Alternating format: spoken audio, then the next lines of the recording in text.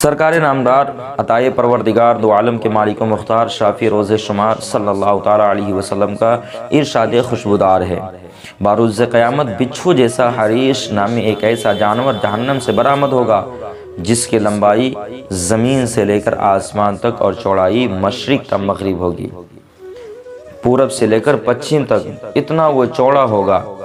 جب وہ جہنم سے نکلے گا، حضرت جبریل علیہ السلام اس سے استفسار فرمائیں گے، اے حریش کہاں چلے؟ کہے گا یعنی حریش بولے گا میدان قیامت میں جا رہا ہوں۔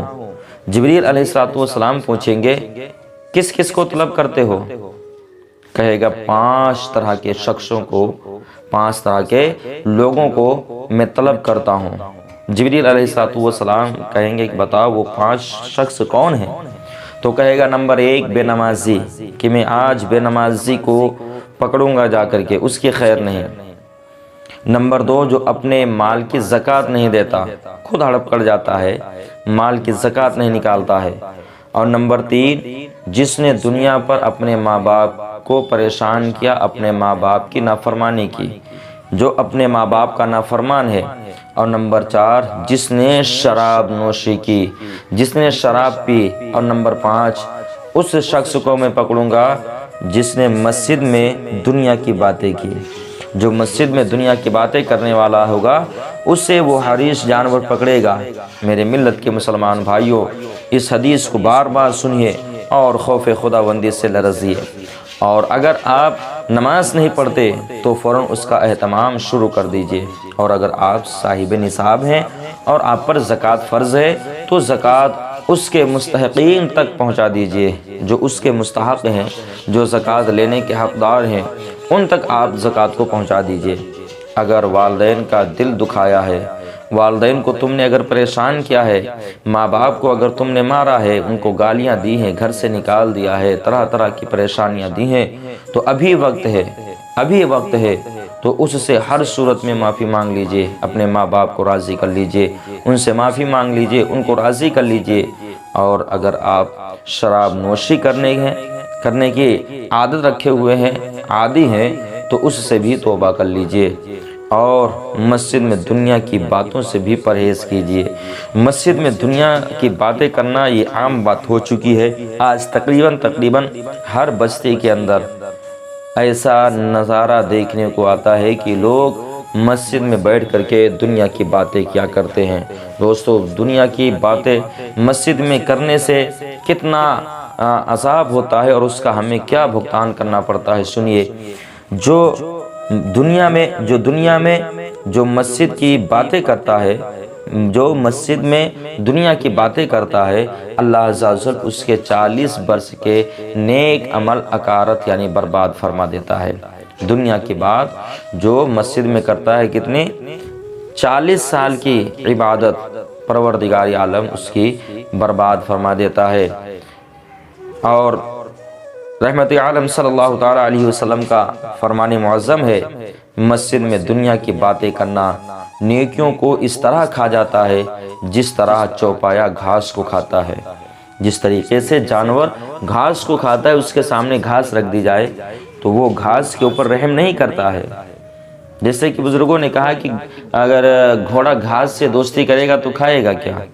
یعنی کہ چوپائے کو گھاس سے دوستی نہیں ہوتی، تو جس طریقے سے چوپایا جانور یعنی جو گھاس کو کھاتے ہیں وہ گھاس کو کھا جاتے ہیں، اسی طریقے سے دنیا کی باتیں کرنا مسجد میں نیکیوں کو کھا جاتا ہے۔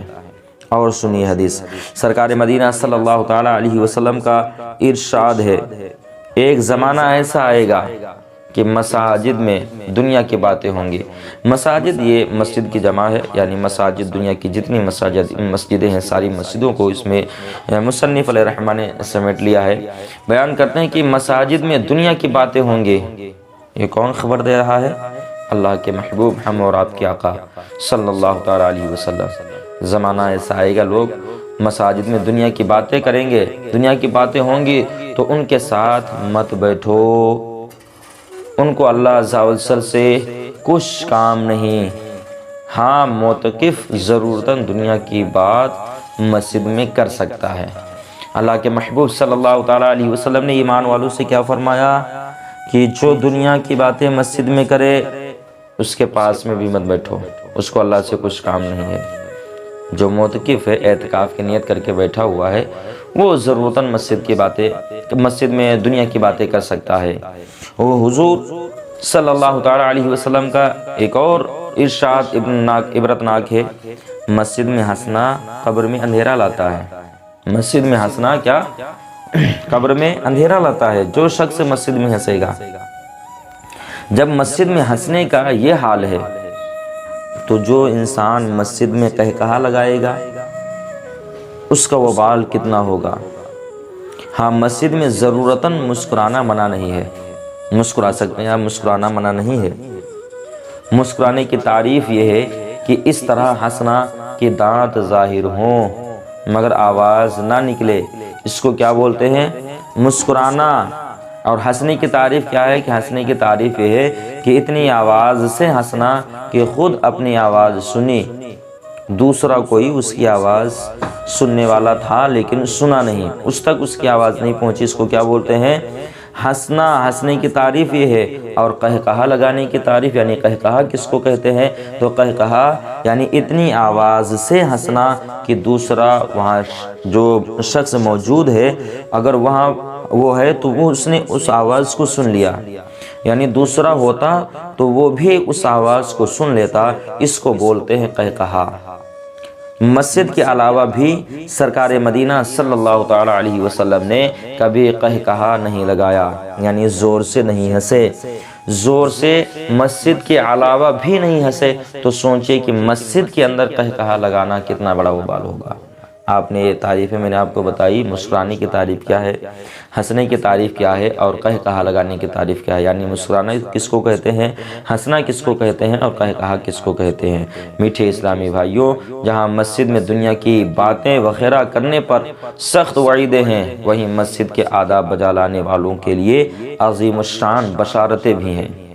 حضرت سیدنا ابو ذر غفاری رضی اللہ تعالیٰ عنہ فرماتے ہیں کہ مجھ سے سرکار دو عالم صلی اللہ تعالیٰ علیہ وسلم نے فرمایا، اے ابو ذر، تو جب تک مسجد میں بیٹھا رہے گا اور وہاں جتنے سانس لے گا، ہر سانس کے عوض اللہ عز و جل تجھے جنت میں ایک ایک درجہ عطا فرمائے گا۔ سبحان اللہ۔ اے ابو ذر، جب تک کر کے تو مسجد میں بیٹھا رہے گا، ہر سانس کے بدلے میں ایک درجہ اللہ رب العزت عطا فرمائے گا۔ اب سوچئے کہ کتنی سانسیں اللہ کا بندہ مسجد میں لیتا ہے۔ اور آگے دیکھیے رسول کیا ارشاد فرماتے ہیں، اور ملائکہ تجھ پر درود بھیجتے رہیں گے اور ہر سانس کے بدلے تیرے لیے 10 نیکیاں لکھی جائیں گی اور تیرے 10 گناہ مٹا دیے جائیں گے۔ یہ مسجد میں صرف بیٹھنے کے جو آداب ہیں ان میں سے لکھا ہے کہ مسجد میں بیٹھنے کا ثواب کتنا اللہ رب العزت عطا فرماتا ہے۔ اور مسجد کے صاف صفائی کے سلسلے میں آقا دو جہاں صلی اللہ تعالی علیہ وسلم کا فرمان عالی شان ہے، جس نے مسجد سے مٹھی بھر کر، آپ دیکھیے کہ مٹھی کتنی بڑی ہوتی ہے، رسول فرماتے ہیں جس نے مٹھی بھر کر گرد و غبار نکال دیا، اس کا ثواب میزان میں جبل احد کے برابر ہوگا۔ جبل احد، جبل پہاڑ جو ہے، اس کے برابر اللہ قیامت میں اس کو ثواب عطا فرمائے گا جس نے دنیا پر ایک مٹھی مسجد کی مٹی کو نکال دیا، گرد و غبار کو یعنی صاف کر دیا، نکال دیا، اس کا ثواب میزان میں جبل احد کے برابر ہوگا۔ اور ابن ماجہ کی روایت میں ہے کہ سرکار مدینہ صلی اللہ تعالی علیہ وسلم کا فرمان رحمت للعالمین ہے، یعنی رسول کا فرمان عالی شان ہے، جو مسجد سے تکلیف دہ چیز نکالے، جو لوگوں کو تکلیف دیتی ہے اس چیز کو نکالے، اللہ عز و جل اس کے لیے جنت میں گھر بنائے گا۔ میدان محشر میں قیامت کے دن ایک مٹھی جس نے دنیا پر گرد و غبار مسجد سے صاف کر کے نکالا، اس کو احد پہاڑ کے برابر ثواب عطا فرمائے گا، اور جس نے تکلیف دہ چیز نکال دی اس کے لیے اللہ جنت میں گھر ہی بنا دے گا، گھر بنائے گا۔ اور سرکار مدینہ صلی اللہ تعالی علیہ وسلم کا اور فرمان سنیے کہ جنت، فرمان مصطفیٰ صلی اللہ تعالی علیہ وسلم ہے، جنت نشان ہے، جو اللہ عز و جل کے لیے مسجد بناتا ہے اللہ عز و جل اس کے لیے جنت میں گھر بناتا ہے۔ ابن عماد رحمۃ اللہ تعالیٰ علیہ تصحیح المقاصد میں فرماتے ہیں جتنے لوگ مسجد بنانے میں شریک ہوتے ہیں ہر ایک کے لیے اللہ عز و جل جنت میں گھر بناتا ہے، جیسا کہ جب کسی غلام کو آزاد کرنے میں کئی لوگ شریک ہوں تو سب کو اللہ عز و جل دوزخ سے رہائی عطا فرماتا ہے، سب کو دوزخ سے رہائی ملتی ہے۔ اے ہمارے پیارے پیارے، اللہ عز و جل ہمیں روزانہ 5 وقت تکبیر اولیٰ کے ساتھ بجماعت نماز ادا کرنے کی سعادت نصیب فرما، اور ہم میں سے جن جن کی قضا نمازیں باقی ہیں ان کو جلد تر قضا عمری کی توفیق عطا فرما، اور تاخیر سے پڑھنے کا گناہ بھی معاف فرما دے، اور ہم سے سدا کے لیے راضی ہو جا۔ ہماری اور ہمارے والدین کی اور ساری امت کی مغفرت فرما، آمین بجاہ سید الامین صلی اللہ تعالی علیہ وسلم۔ میرے عزیزو، یہ گفتگو یہیں پہ ختم ہوتی ہے۔ اس مختصر سی گفتگو میں آپ حضرات کو میں نے بہت کچھ بتا دیا ہے، عمل کرنے کے لیے بہت کچھ بتا دیا ہے، بس آپ عمل کریں۔ چینل پر پہلی مرتبہ آئے ہیں تو چینل کو سبسکرائب کریں اور ویڈیو کو لائک کریں۔ اسی طریقے سے اور بھی انشاءاللہ رب العزت حدیث سے میں آپ تک پہنچانے کی کوشش کرتا رہوں گا۔ ملتے ہیں دوستو اگلے ویڈیو میں کسی اور حکایت کے ساتھ، کسی اور حدیث مصطفیٰ صلی اللہ تعالیٰ علیہ وسلم کے ساتھ میں انشاءاللہ رب العزت۔ تب تک کے لیے السلام علیکم ورحمۃ اللہ تعالیٰ وبرکاتہ۔